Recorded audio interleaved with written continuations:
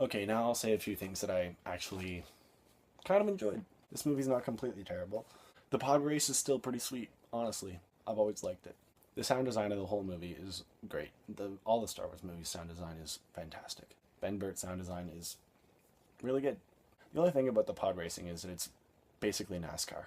Wouldn't it be cooler if the pod racing was in some way derivative of something original that would happen in this galaxy far, far away, as opposed to NASCAR? Also, in the pod race, sorry, I'm getting negative again, but this needs to be said. Those commentators with the two heads, fuck those commentators. I hate them.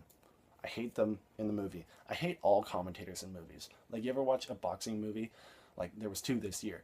Creed and Southpaw both had the commentators. The final fight just explain everything. I hate commentators in movies. I hate it when we can hear what the commentators are saying in movies. It's pointless. And, like, I'll admit there's like a smidgen of a foundation of some kind of intelligent writing plot wise in The Phantom Menace.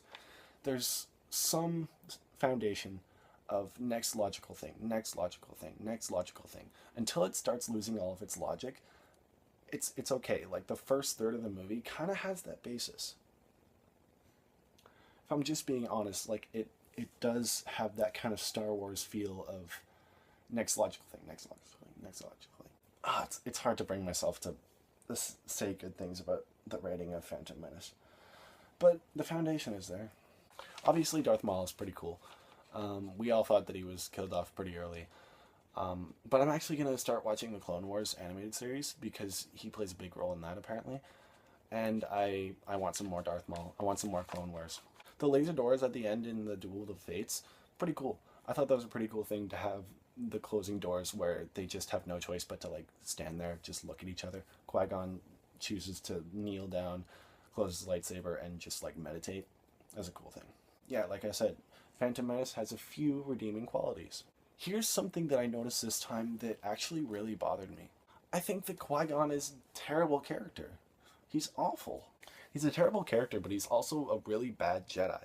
I guess you could view him as, like, this guy that doesn't really follow all the rules of the Jedi because he knows better, like, he's really wise and stuff. But I actually found him to be really incompetent as a Jedi and just terrible.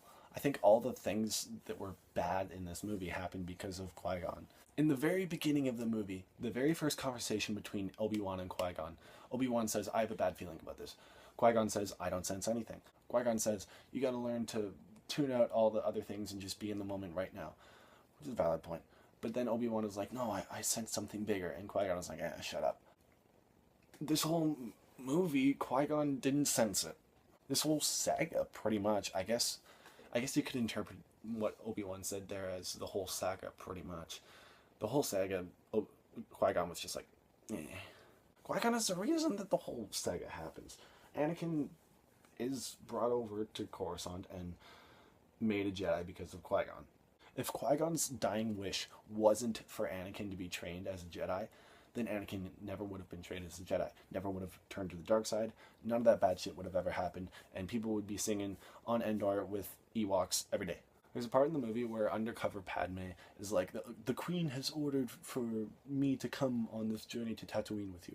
And Qui-Gon's like, no, it's not a good idea. But Jar Jar is there going with him. So Padme going to Tatooine is a terrible idea, but bringing Jar Jar is a great idea. We're just chums, you know? Speaking of Jar Jar, Qui-Gon is the whole reason that Jar Jar's in this movie. Blame Qui-Gon! Fuck Qui-Gon. And everyone in this movie always talks about how you can, like, sense the Force. And I hate to bring up midichlorians to prove my argument, but here it goes. Anakin has the highest midichlorian count ever, higher than Yoda. And when Anakin and Qui-Gon first met in the shop, Qui-Gon was like, if not for the weird coincidences of them becoming chums, then Qui-Gon would have been like, and yeah, we wouldn't have got Darth Vader and all that stuff. But Qui-Gon, you're not doing your thing. He's a terrible Jedi.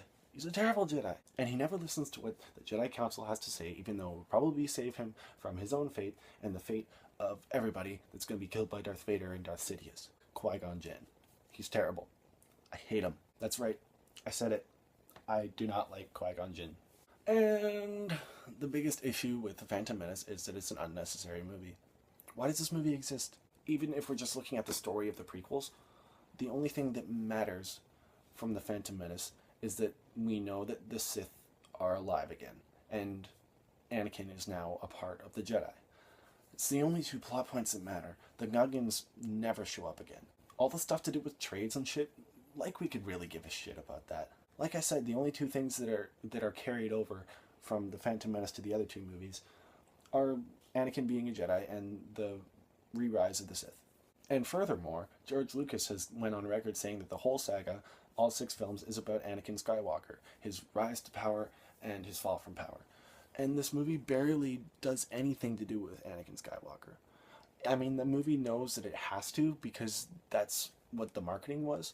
But the movie is about, like, Jar Jar Binks and trades and the Queen and Qui-Gon Jinn. It's just an unnecessary movie. Why don't we just have a little bit at the beginning of the first movie to explain, yeah, the Sith are at large. They briefly discover him and he is part of the Jedi. They run into the Sith by accident. There's some kind of attack and that happens, and then that's the first movie, like the first 30 minutes of the first movie. Then you have a couple more movies to flesh out the Anakin and Padme romance. Could have been much better. You have a couple more movies to add some weight to the Obi-Wan and Anakin thing. One of the few great things about the prequels is the fight between Anakin and Obi-Wan in Mustafar. So if you can add weight to that, why would you spend a whole movie not doing that? God, that's what I think. Also, I think the treatment of Anakin is just terrible.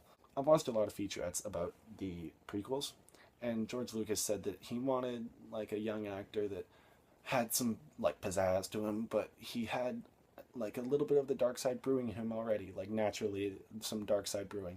I think that Anakin should have been just this normal straight up dude that we could all like find to be super likable, we could root for him, and he has this fear. He has an overwhelming amount of fear. And then the eventual conflict of him turning to the dark side is that that's natural in him, but he himself is scared shitless about that. And he is fighting that himself. And then eventually he knows that he's the dark side and he takes that. He realizes that and just goes on. I'll get to it when I review Revenge of the Sith, but I think it's pretty poor. I think it could have been much better because a lot of the time when I was young, I would watch the prequels and the originals, and I would have to fabricate in my head the emotional weight of this kid turning into the most evil, dark Sith Lord in the history of the world. I would have to fabricate in my head because I know the weight of that, but it's never presented to me in any way. Anyway, I've been sitting in front of the camera talking about The Phantom Menace for 35 minutes now, so I'll just get to the rating. Star Wars Episode 1, Qui-Gon sucks. Star Wars Episode 1, The Phantom Menace gets a 3 out of 10. Though it didn't seem it, I tried to make this video short. I will try to make the rest of my Star Wars reviews short, and I'll try to get them in time for the Star Wars movie. Closing thought, why didn't they get Haley Joel Osment to play Anakin? He's the child actor of 1999. Yeah, he was doing The Sixth Sense, but couldn't you have done this too? Now that might actually been good. Always count your midichlorians. That one doesn't work either. And I hate midichlorians. Damn!